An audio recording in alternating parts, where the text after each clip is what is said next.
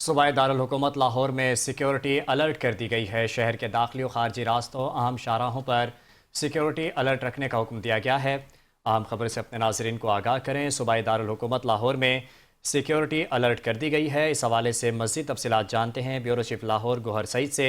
गौहर, बताइएगा क्या तफसीलात हैं।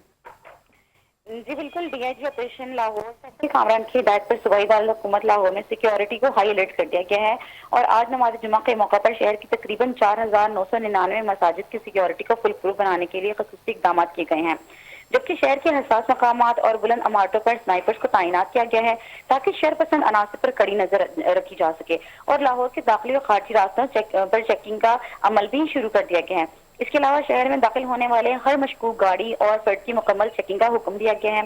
फैसल कामरान का वाज़ेह कहना है कि बगैर चेकिंग किसी को शहर में दाखिले की इजाजत ना दी जाएगी और डॉल्फिन स्क्वाड और पुलिस पेट्रोलिंग यूनिट्स को मसाजिद और इमाम बारगाहों के गिर्द मुसलसल गश्त करने की हिदायत दी गई है।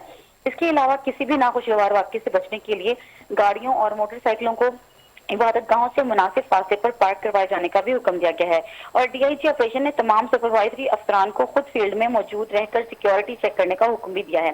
साथ ही साथ शहरियों से भी अपील की गई है कि वो अपने इर्द गिर्द नजर रखें और किसी भी मशकूक सरगर्मी से की सूरत में फौरी तौर पर पुलिस हेल्पलाइन 15 पर इत्तला भी दें। जी गौहर, शुक्रिया तफसीलात से आगाह करने के लिए।